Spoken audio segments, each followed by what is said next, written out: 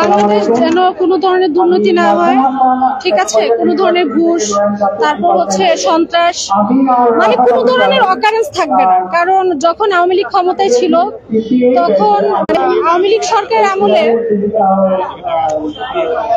আওয়ামী লীগ সরকার যখন ছিল, মানে কি বলবো, এত ধরনের করাপশন হয়েছে। এখানে অন্যায় দেখবেন, সবাই সোচ্চার হন, মিডিয়া, সাধারণ জনগণ, ছাত্র যেখানে আছেন সবাইকে অন্যায়ের বিরুদ্ধে কথা বলে আর অন্যায় প্রশ্রয় দেওয়া যাবে না। ছাত্র সমাজ এবার জেগেছে।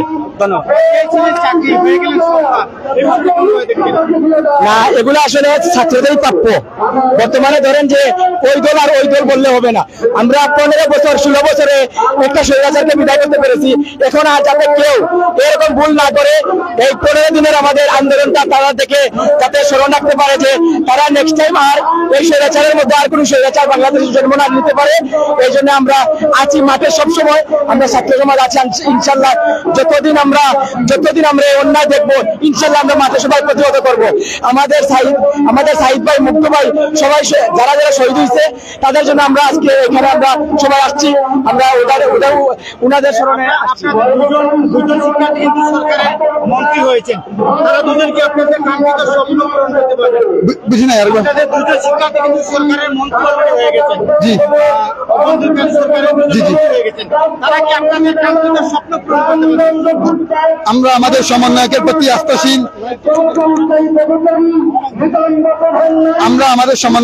আস্থাশীল। আমরা বিশ্বাস করি তারুণ্যের প্রতিনিধি এই বাংলায় গড়তে দরকার। আমরা বিশ্বাস করি সিনিয়র জুনিয়র সমন্বয়ে অভিজ্ঞ অনভিজ্ঞ ওরা হতে পারে না। আমরা দেখেছি বিগত সরকারের ক্লাস 5 পাস করা মানে লোক যদি এমপি হতে পারে, যদি ক্লাস 5 পাস করা লোক যদি এমপি হতে পারে, তাহলে আমাদের সমন্বয় ভাইরা ঢাকা বিশ্ববিদ্যালয়ের মতো প্রাচ্যের অক্সফোর্ডে পড়ে সমন্বয় কেন উপদেষ্টা হতে পারবে না। আমরা দেখেছি যুব ক্রীড়া মন্ত্রণালয় ও ঢাকা টেলিযোগাযোগ মন্ত্রণালয়ে আমার সমন্বয় ভাইয়েরা স্থান করে নিয়েছেন। তাদের যোগ্যতা, তাদের মেধা, তাদের মননশীলতা, তাদের অভিজ্ঞতা কাজে লাগিয়ে এই বাংলাকে আবার নতুন করে করতে, ধ্বংসের দ্বার প্রান্ত থেকে এই বাংলাদেশকে পুনর্জন্ম দিতে, এই বাংলাদেশকে সোনার বাংলাদেশ করতে, সত্যিকারের ডিজিটাল বাংলাদেশ করতে তারা অগ্রণী ভূমিকা রাখবেন। এবং সেই সাথে আমরা আমাদের ডক্টর ইউনূস স্যারের প্রতি আমরা আস্থাশীল এবং আমরা বিশ্বাস করি আমরা ইউনূস স্যারের নেতৃত্বে আমার সমন্বয় ভাইরা সহ সকল উপদেষ্টাবৃন্দ নতুন উদ্যমে নিয়ে যাবেন ইনশাআল্লাহ। আমরা আপনাদের কাছে জানতে চাই, আপনারা আন্দোলন করে অনেকে আহত হয়েছে, নিহত হয়েছে, বিপঙ্গত হয়েছে, এই সিলেটে কোনো দাবি করছেন? হ্যাঁ, অবশ্যই দাবি করছি। আমাদের শাস্ত্রের যে রুদ্র নামে যে ছেলেটা, এই ছেলেটার নামে আমরা চৌয়াটা চত্বরে ওর নামে আমরা চাইতেছি ওর নামে একটা স্মৃতিস্বরূপ শহীদ চত্বর হোক এবং সারা বাংলাদেশের ন্যায় এখানেও সিলেটেও প্রতিটা চত্বরে ওদেরকে স্মৃতি থাকুক এবং সারা বাংলাদেশে যেখানে শহীদ হয়েছেন সেখানে প্রতিটা স্মৃতিস্বরূপ হবে পয়েন্টে ওদের নামে স্মৃতিসৌধ রাখা হোক এবং পয়েন্টে ওদের নামের আকারে একটা স্মৃতিসৌধের মতো একটা স্থপতি রাখা হোক।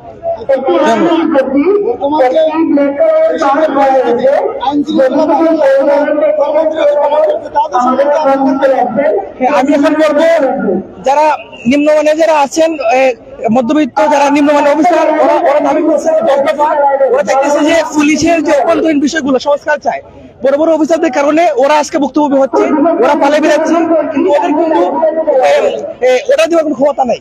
ওরা আইজিপি আন্ডারে থাকে, ডিএমপি আন্ডারে থাকে, এজন্য ওদের কোনো ক্ষমতা নাই। এজন্য ওরা দেখেছে আইজিপি এবং ডিএমপি সবকিছু সংস্কার করে একটা ডিসিপ্লিনের আন্ডারে ওরা নিয়ে আসতে যাচ্ছে এবং আমরা ওদেরকে সাপোর্ট করি। আমি মনে করি পুলিশ বাংলাদেশের মানুষের শত্রু হতে পারে না, কিছু অসাধু পুলিশ থাকতে পারে বাংলাদেশের শত্রু, বাট টোটালি আমরা পুলিশ প্রশাসনকে আমরা বুঝতে পারি না। আর ওরা আমাদের বন্ধু, ওরা সবাই কিন্তু খারাপ না। 1-2 জন অফিসারের কারণে সারা পুলিশ প্রশাসনকে আমরা দোষ দেবো না। আমরা শিক্ষিত সমাজ হিসেবে অবশ্যই তাকে দোষ দেবো না।